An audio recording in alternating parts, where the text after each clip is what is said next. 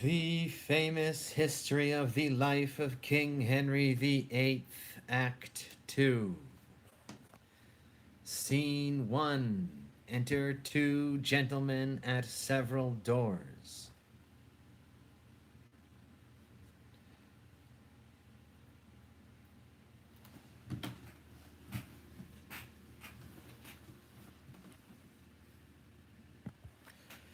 Whither away so fast?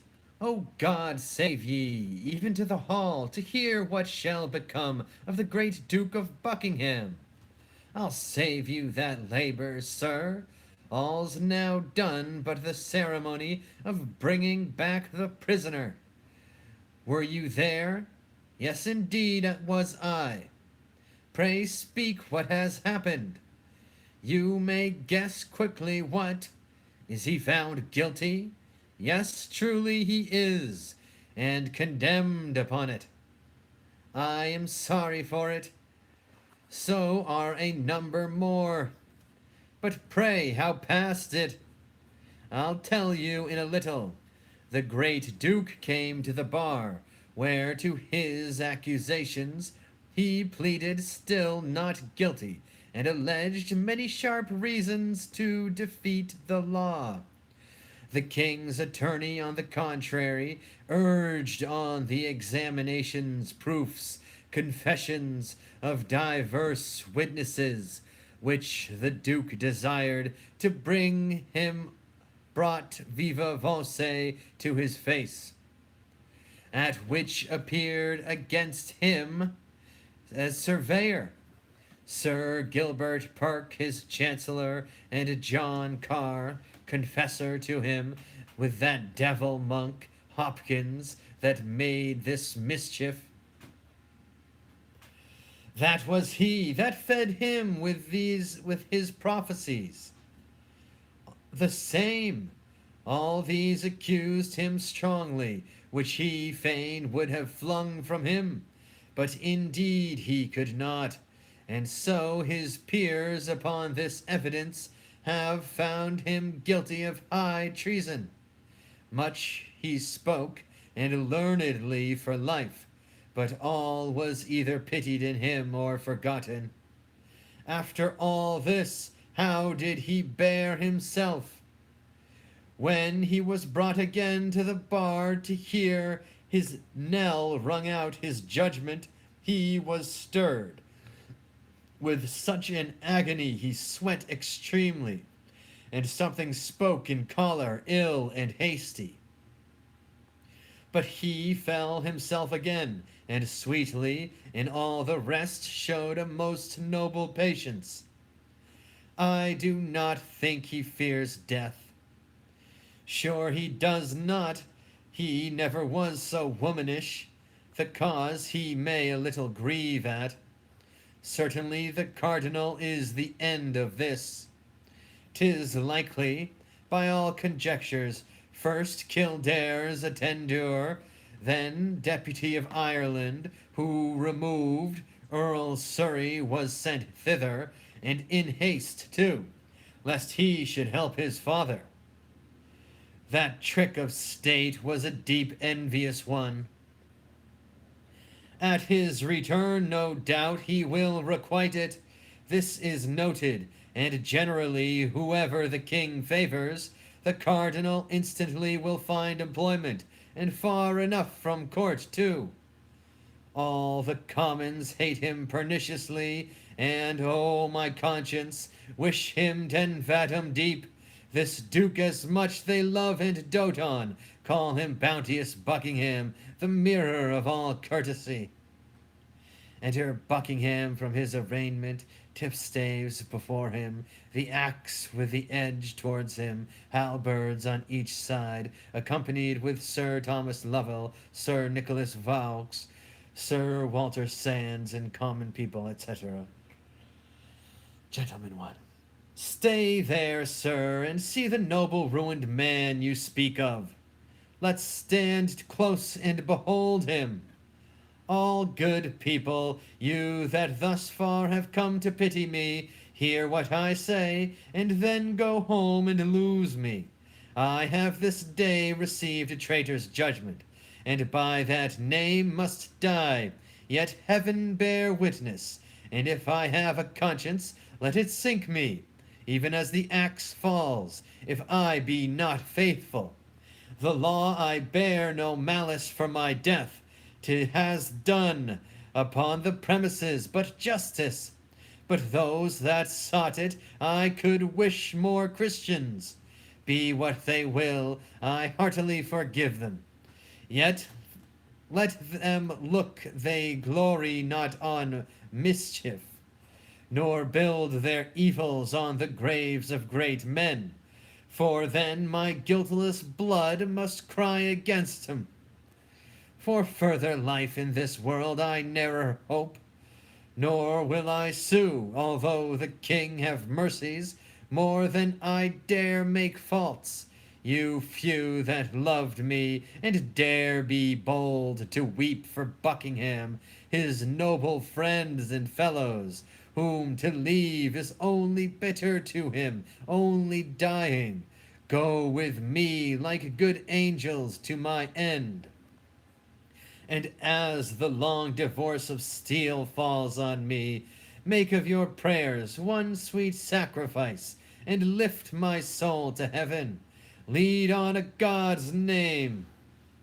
I do beseech your grace for charity, if ever any malice in your heart were hid against me, now to forgive me frankly. Sir Thomas Lovell, I as free forgive you as I would be forgiven. I forgive all. There cannot be those numberless offenses against me that I cannot take peace with. No black envy shall make my grave. Commend me to his grace. And if he speak of Buckingham, pray tell him you met him half in heaven. My vows and prayers yet are the king's, and till my soul forsake, shall cry for blessings on him. May he live longer than I have time to tell his years. Ever beloved and loving may his rule be, and when old time shall lead him to his end, goodness and he fill up one monument. To the waterside I must conduct your grace, then give my charge up to Sir Nicholas Vow, who undertakes you to your end. Prepare there, the Duke is coming. See the barge be ready, and fit it with such furniture as suits the greatness of his person. Nay, Sir Nicholas, let it alone. My state now will but mock me. When I came hither, I was Lord High Constable and Duke of Buckingham. Now poor Edward Bohun. Yet I am richer than my base accusers, that never knew what truth meant. I now seal it, and with that blood will make him one day groan for it.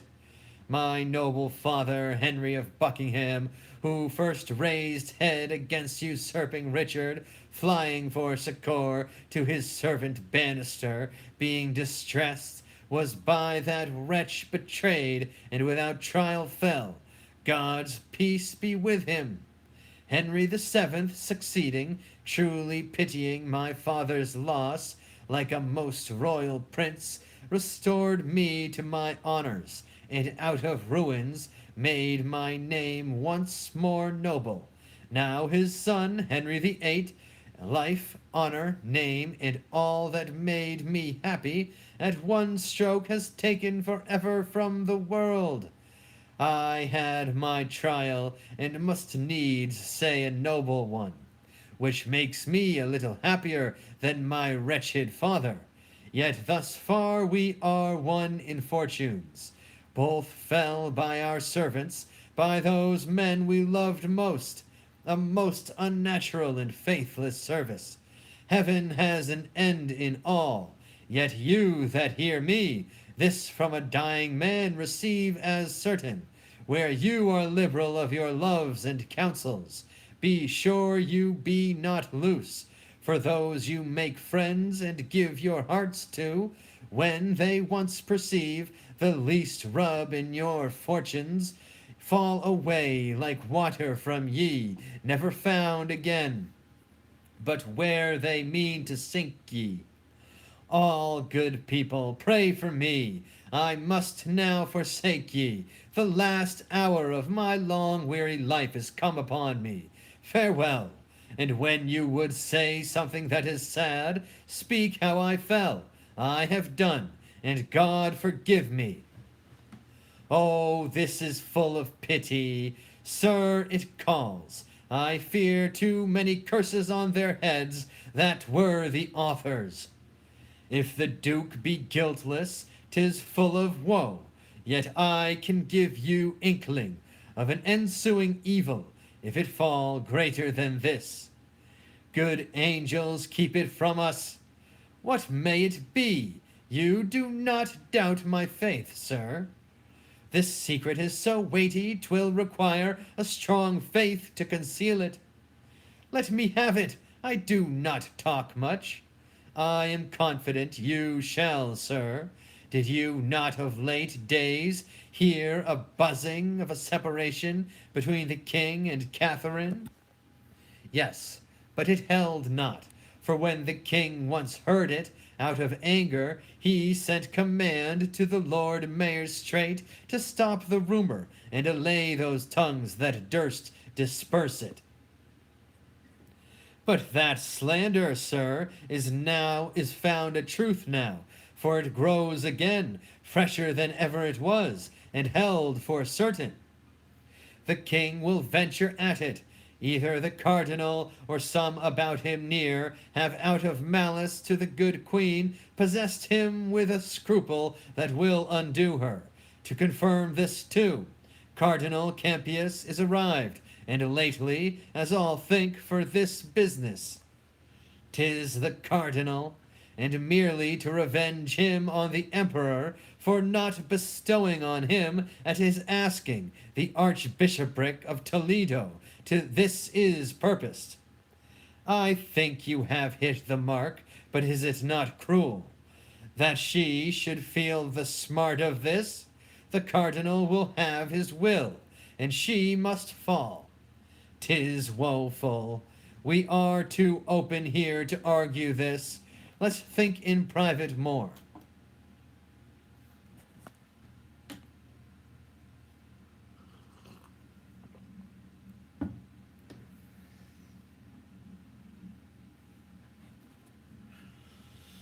Scene 2. Enter Lord Chamberlain reading this letter. Chamberlain.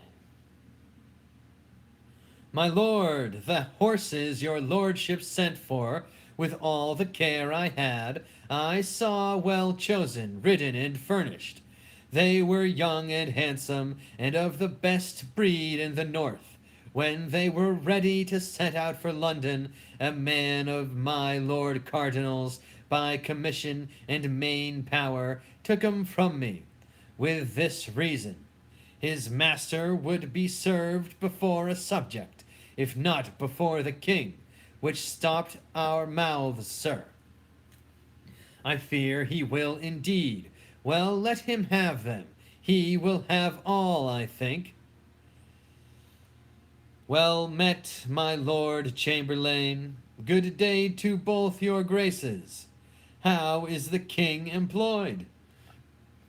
I left him private, full of sad thoughts and troubles. What's the cause? It seems the marriage with his brother's wife has crept too near his conscience. No, his conscience has crept too near another lady. 'Tis so. This is the cardinal's doing. The king cardinal, that blind priest, like the eldest son of fortune, turns what he list. The king will know him one day. Pray God he do. He'll never know himself else. How holily he works in all his business, and with what zeal! For now he has cracked the league between us and the emperor, the queen's great nephew. He dives into the king's soul, and there scatters dangers doubts, wringing of the conscience, fears and despairs, and all these for his marriage. And out of all these to restore the king, he counsels a divorce, a loss of her, that, like a jewel, has hung 20 years about his neck, yet never lost her lustre. Of her that loves him with that excellence that angels love good men with, even of her that when the greatest stroke of fortune falls, will bless the king, and is not this course pious? Heaven keep me from such counsel, 'tis most true. These news are everywhere, every tongue speaks 'em, and every true heart weeps for it. All that dare look into these affairs see this main end, the French king's sister. Heaven will one day open the king's eyes that so long have slept upon this bold bad man, and free us from his slavery. We had need pray and heartily for our deliverance, or this imperious man will work us all from princes into pages. All men's honors lie like one lump before him, to be fashioned into what pitch he please. For me, my lords, I love him not, nor fear him, there's my creed. As I am made without him, so I'll stand. If the king please, his curses and his blessings touch me alike. They are the breath I not believe in. I knew him, and I know him. So I leave him to him that made him proud, the Pope. Let's in, and with some other business put the king from these sad thoughts that work too much upon him. My lord, you'll bear us company? Excuse me, the king has sent me otherwhere. Besides, you'll find a most unfit time to disturb him. Health to your lordships. Thanks, my good Lord Chamberlain. How sad he looks! Sure he is much afflicted. Who's there, ha? Pray God he be not angry. Who's there, I say? How dare you thrust yourselves into my private meditations? Who am I? Ha! A gracious king that pardons all offenses, malice never meant. Our breach of duty this way is business of a state, in which we come to know your royal pleasure. Ye are too bold. Go to, I'll make ye know your times of business. Is this an hour for temporal affairs, huh? Who's there, my good Lord Cardinal? Oh, my Wolsey, the quiet of my wounded conscience.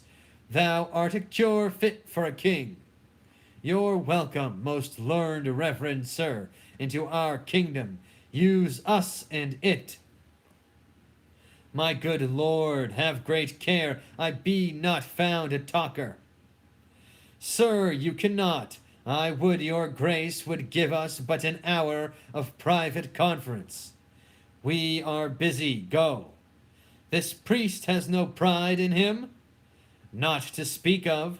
I would not be so sick, though, for his place, but this cannot continue. If it do, I'll venture one, have at him. I another. Your grace has given a president of wisdom above all princes, in committing freely your scruple to the voice of Christendom. Who can be angry now? What envy reach you?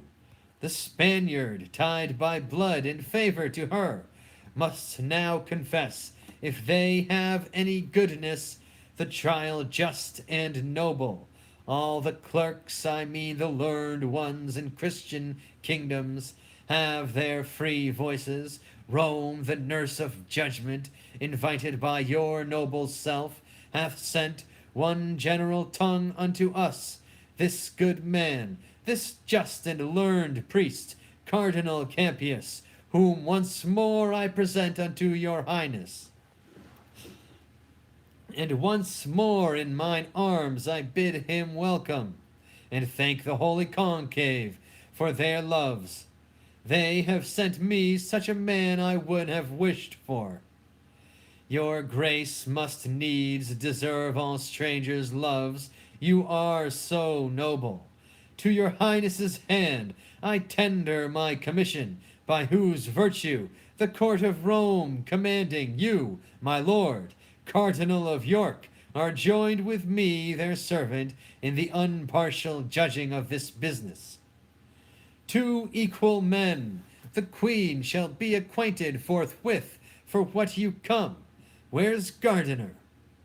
I know your majesty has always loved her, so dear in heart not to deny her, that a woman of less place might ask by law, scholars allowed freely to argue for her. Ay, and the best she shall have, and my favour to him that does best. God forbid else, Cardinal. Prithee call Gardiner to me, my new secretary. I find him a fit fellow. Give me your hand, much joy and favour to you. You are the king's now. But to be commanded for ever by your grace, whose hand has raised me, come hither, Gardiner.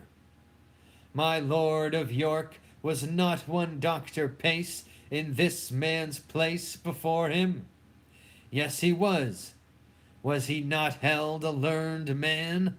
Yes, surely. Believe me, there's an ill opinion spread then, even of yourself, Lord Cardinal. How, of me? They will not stick to say you envied him, and fearing he would rise, he was so virtuous, kept him a foreign man still, which so grieved him, that he ran mad and died. Heaven's peace be with him! That's Christian care enough. For living murmurers there's places of rebuke. He was a fool, for he would needs be virtuous. That good fellow, if I command him, follows my appointment. I will have none so near else. Learn this, brother, we live not to be griped by meaner persons. Deliver this with modesty to the queen.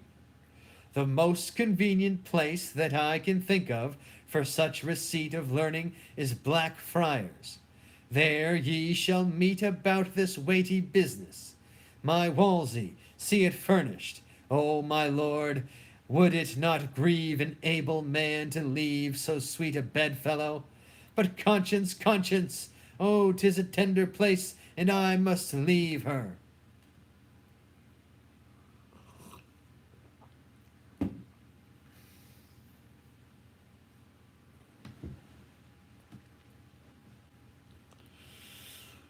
Scene 3. Enter Anne Boleyn and an old lady.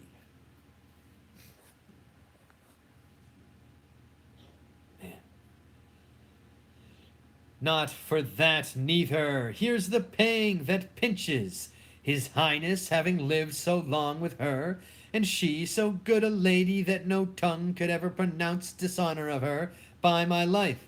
She never knew harm doing. Oh, now after so many courses of the sun enthroned, still growing in a majesty and pomp, the which to leave 1,000-fold more bitter than 'tis sweet at first to acquire. After this process, to give her the avant, it is a pity would move a monster. Hearts of most hard temper melt and lament for her. O God's will, much better she never had known pomp, though it be temporal, yet if that quarrel fortune do divorce it from the bearer, 'tis a sufferance panging as soul and body severing.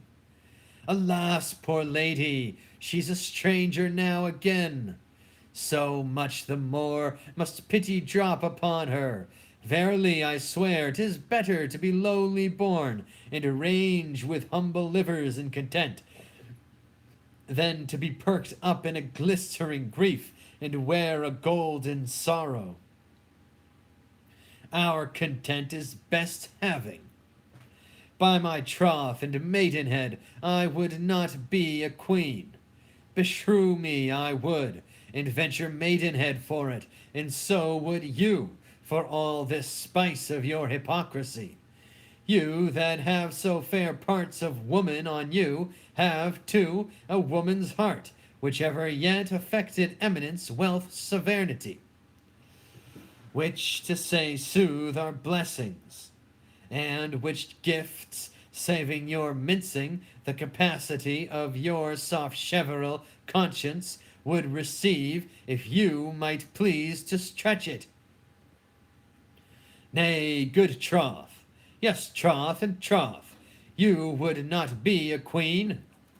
No, not for all the riches under heaven.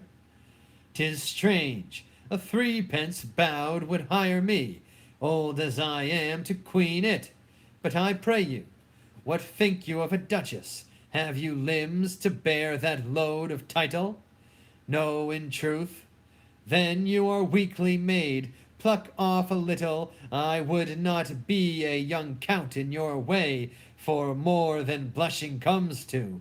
If your back cannot vouchsafe this burthen, 'tis too weak ever to get a boy. How you do talk! I swear again, I would not be a queen for all the world. In faith, for little England you'ld venture in embalming. I myself would for Carnarvonshire, although there longed no more to the crown but that. Lo, who comes here?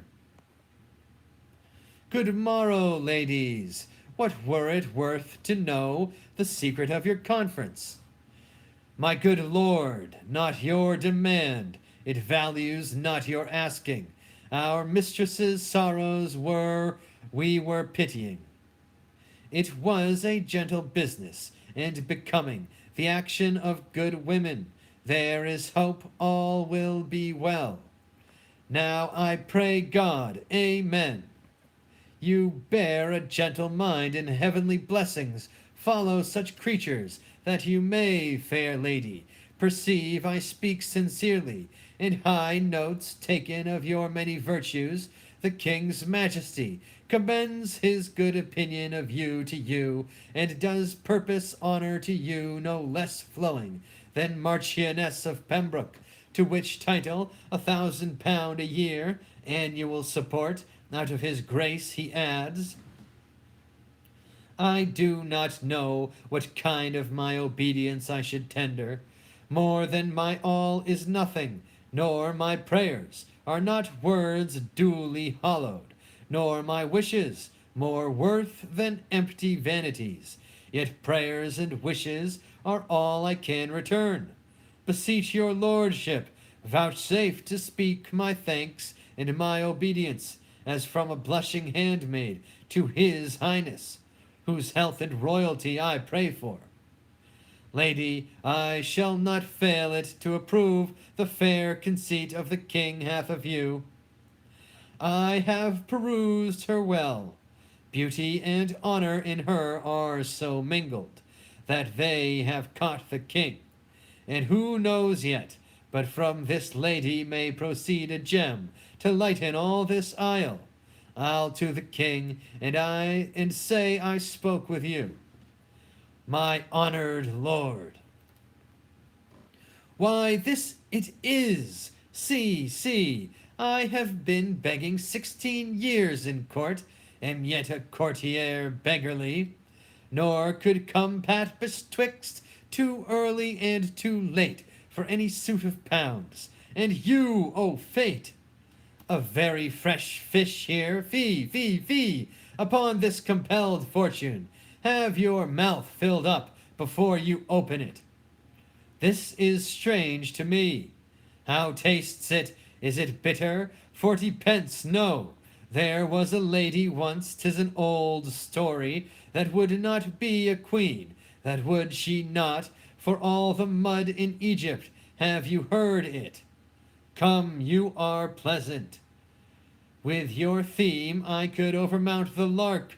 The Marchioness of Pembroke, £1,000 a year for pure respect. No other obligation, by my life, that promises more thousands. Honor's train is longer than his foreskirt. By this time I know your back will bear a duchess. Say, are you not stronger than you were? Good lady, make yourself mirth with your particular fancy, and leave me out on it. Would I had no being, if this salute my blood a jot, it faints me to think what follows. The queen is comfortless, and we forgetful in our long absence. Pray do not deliver what here ye have heard to her. What do you think me?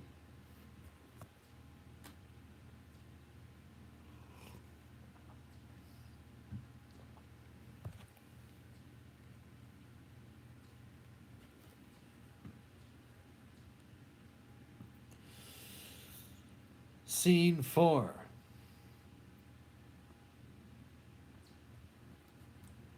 Oh, pause. 1 second.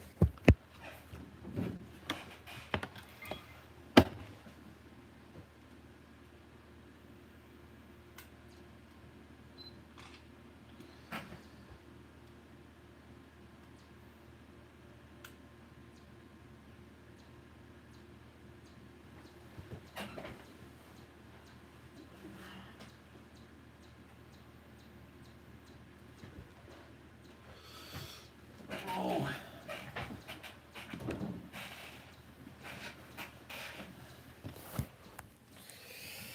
I took a picture of a damned raccoon. Not a very good picture. Okay.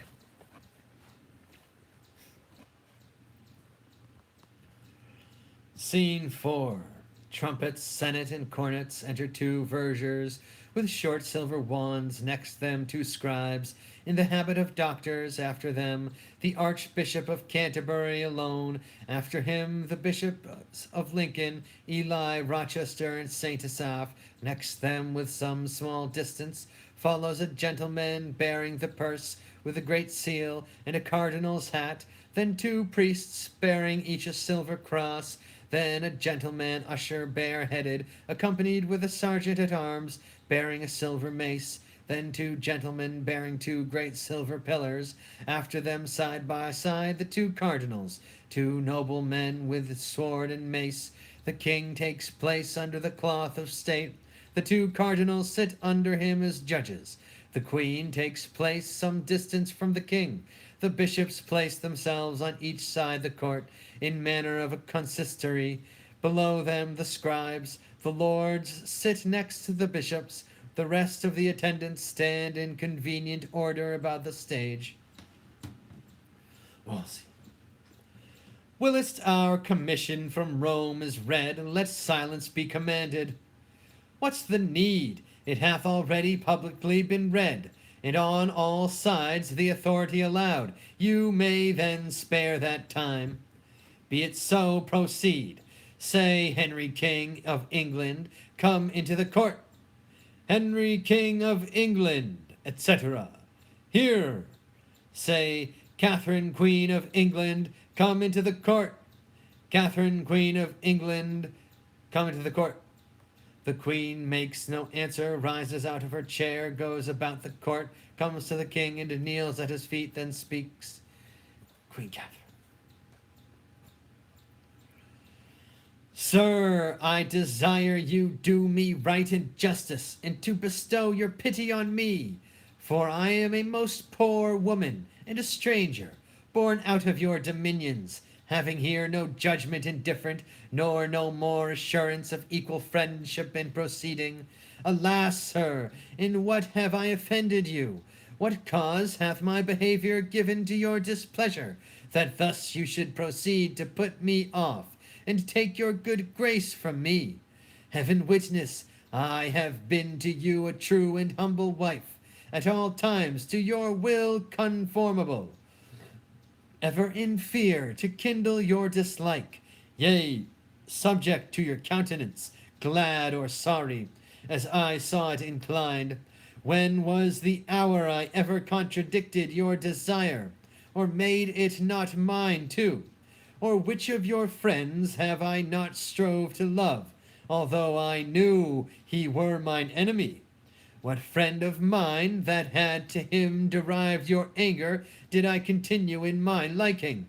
Nay, gave notice he was from thence discharged? Sir, call to mind that I have been your wife in this obedience upward of 20 years, and have been blessed with many children by you. If in the course and process of this time you can report and prove it too against mine honor aught, my bond to wedlock or my love and duty against your sacred person, in God's name turn me away, and let the foulest contempt shut door upon me, and so give me up to the sharpest kind of justice. Please you, sir, the king your father was reputed for a prince most prudent, of an excellent and unmatched wit and judgment. Ferdinand, my father, king of Spain, was reckoned one the wisest prince that there had been reigned by many a year before. It is not to be questioned that they had gathered a wise council to them of every realm that did debate this business, who deemed our marriage lawful. Wherefore I humbly beseech you, sir, to spare me till I may be by my friends in Spain advised, whose counsel I will implore. If not, I the name of God, your pleasure be fulfilled. You have here, lady, and of your choice, these reverend fathers, men of singular integrity and learning, yea, the elect of the land, who are assembled to plead your cause. It shall be therefore bootless that longer you desire the court, as well for your own quiet as to rectify what is unsettled in the king. His grace hath spoken well and justly. Therefore, madame, it's fit this royal session do proceed, and that without delay their arguments be now produced and heard. Lord Cardinal, to you I speak. Sir, I am about to weep, but thinking that we are a queen, or long have dreamed so, certain the daughter of a king, my drops of tears I'll turn to sparks of fire. Be patient yet. I will, when you are humble, nay, before or God will punish me. I do believe, induced by potent circumstances, that you are mine enemy, and make my challenge. You shall not be my judge, for it is you have blown this coal betwixt my lord and me, which gods do quench. Therefore I say again, I utterly abhor, yea, from my soul refuse you for my judge, whom yet once more I hold my most malicious foe, and think not at all a friend to truth. I do profess you speak not like yourself, who ever yet have stood to charity, and displayed the effects of disposition gentle, and of wisdom overtopping woman's power. Madame, you do me wrong. I have no spleen against you, nor injustice for you or any. How far I have proceeded, or how far further shall, is warranted by a commission from the consistory, yea, the whole consistory of Rome. You charge me that I have blown this coal. I do deny it. The king is present. If it be known to him that I gainsay my deed, how may he wound, and worthily, my falsehood? Yea, as much as you have done my truth, if he know that I am free of your report, he knows I am not of your wrong. Therefore in him it lies to cure me, and the cure is to remove these thoughts from you, the which before his highness shall speak in, I do beseech you, gracious madame, to unthink your speaking, and to say so no more. My lord, I am a simple woman, much too weak to oppose your cunning. Ye are meek and humble-mouthed. You sign your place and calling in full seeming with meekness and humility. but your heart is crammed with arrogancy, spleen, and pride.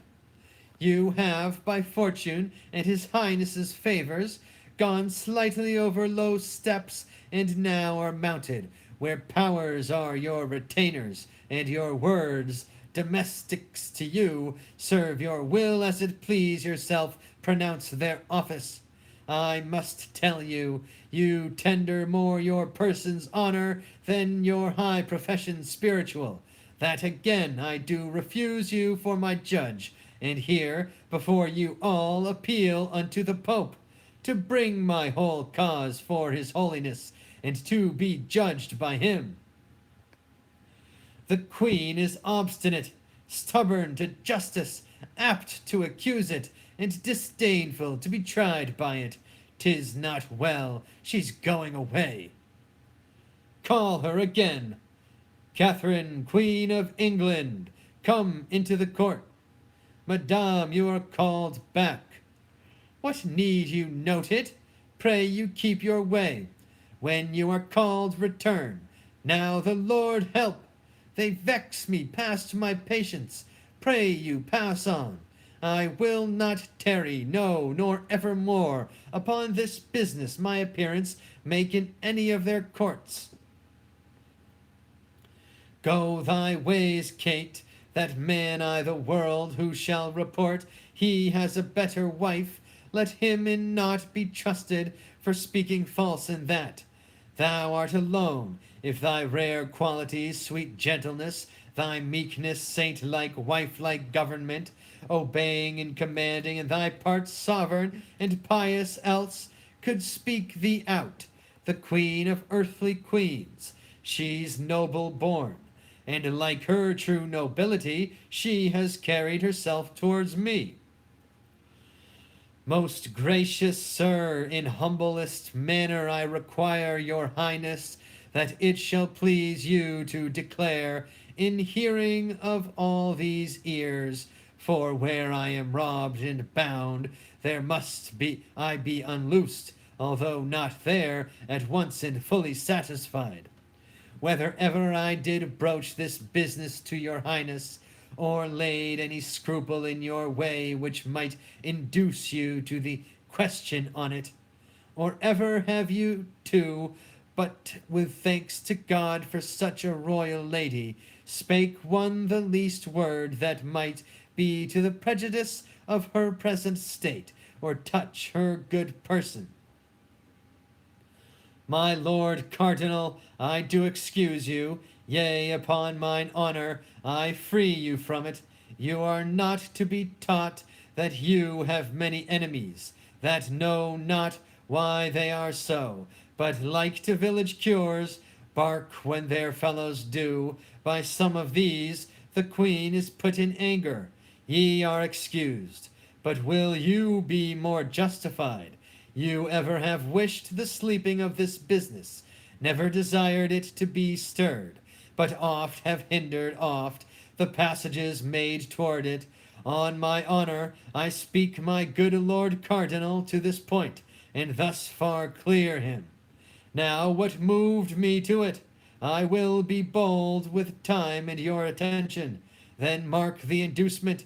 Thus it came, give heed to it. My conscience first received a tenderness, scruple, and prick on certain speeches uttered by the Bishop of Bayonne, then French ambassador, who had been hither sent on the debating a marriage twixt the Duke of Orleans and our daughter Mary.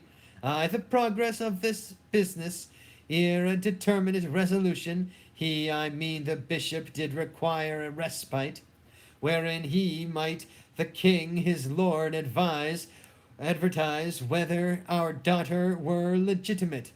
Respecting this our marriage with the dowager, sometimes our brother's wife, this respite shook the bosom of my conscience, entered me, yea, with a spitting power, and made to tremble the region of my breast, which forced such way, that many mazed considerings did throng, and pressed in with this caution. First, methought, I stood not in the smile of heaven, who had commanded nature, that my lady's womb, if it conceived a male child by me, should do no more offices of life to it than the grave does to the dead, for her male issue, or died where they were made, or shortly after this world had aired them. Hence I took a thought this was a judgment on me, that my kingdom, well worthy the best heir of the world, should not be gladdened in it by me. Then follows that I weighed the danger which my realms stood in, by this my issues fail, and that gave to me many a groaning throe. Thus hauling in the wild sea of my conscience, I did steer toward this remedy, whereupon we are now present here together. That's to say, I meant to rectify my conscience, which I then did feel full sick, and yet not well, by all the reverend fathers of the land and doctors learned. First I began in private with you, my Lord of Lincoln.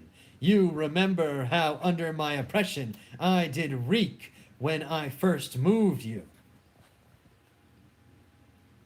Very well, my liege. I have spoke long, and be pleased yourself to say how far you satisfied me. So please your highness, the question did at first so stagger me, bearing a state of mighty moment in it, and the consequence of dread that I committed the daringest counsel which I had to doubt, and did entreat your highness to this course which you are running here. I then moved you, my Lord of Canterbury, and got your leave to make this present summons. Unsolicited, I left no reverend person in this court, but by particular consent proceeded under your hands and seals. Therefore go on, for no dislike I the world against the person of the good queen, but the sharp thorny points of my alleged reasons drives this forward. Prove but our marriage lawful by my life and kingly dignity, we are contented to wear our mortal state to come with her, Catherine our queen, before the primest creature that's paragon of the world. Praise be to God, Jesus Christ, John rest.